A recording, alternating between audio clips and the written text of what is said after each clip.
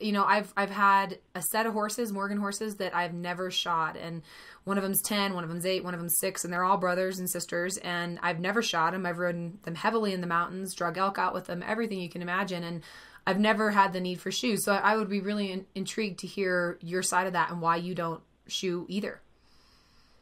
Well, first of all, I think that we've created horses in some cases, poor horses in particular. When the vogue was to have a 1,300-pound horse with 700-pound feet.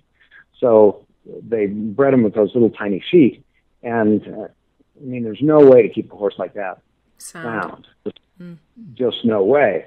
But horses in the wild are never shot. I mean, there are no farriers out there in Nevada. They're going out there and catching those wild horses and nailing shoes on them, and they're in the rocks all the time. And they wear their hooves.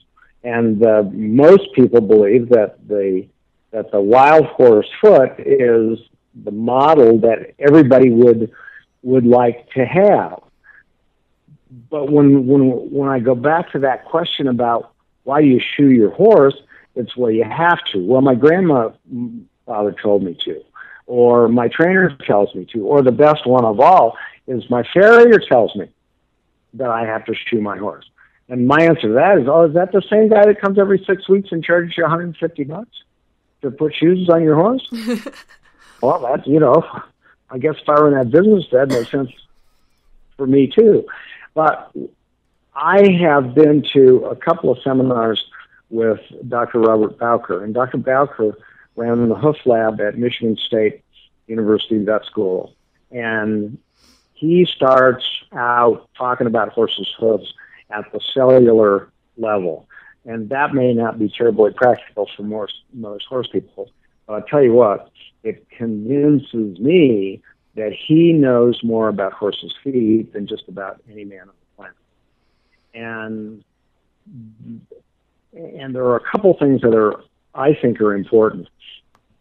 Horses are meant to bear weight on the sole, not on the wall. So one of the things that I say to my clients is that if you're talking to somebody who's going to be your veterinarian or your farrier, you ask them where the horse bears his weight. And if they tell you that there's the weight on the wall and not on the sole, find somebody else, because they just plain don't understand how horses' feet work. And Bowker calls shoes peripheral loading devices because they load the hoof wall and they keep the sole from bearing weight, and the sole is where the weight is supposed to go. One of the things that happens when you shoe a horse is that, let me back up a minute. When a horse walks and it puts its foot on the ground, that foot expands. If you look at a horse's foot, it's concave in the middle.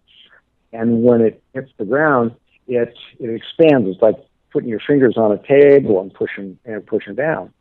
It expands, and one of the things that happens when it expands is that it creates a low pressure area in the vascular structure inside the foot, and it draws blood out of the leg. Now, that's not the only way that horses have circulation in their foot, but it's an important way.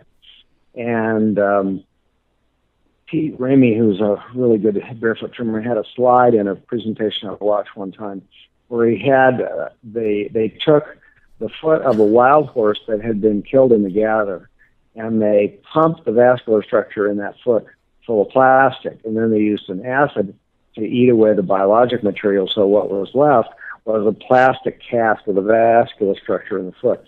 And they did the same thing with a 10-year-old broodmare, quarter-horse broodmare, I think it was, that died of a colic and had been shot all of her life.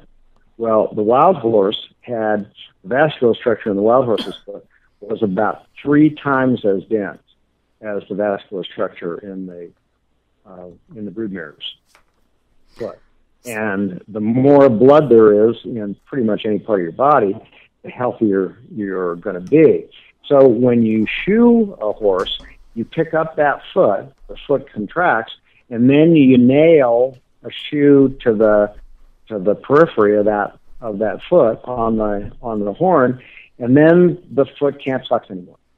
Now, a lot of farriers leave that last nail off the back of the shoe so that the horse gets a little bit of flex in the back and the heel.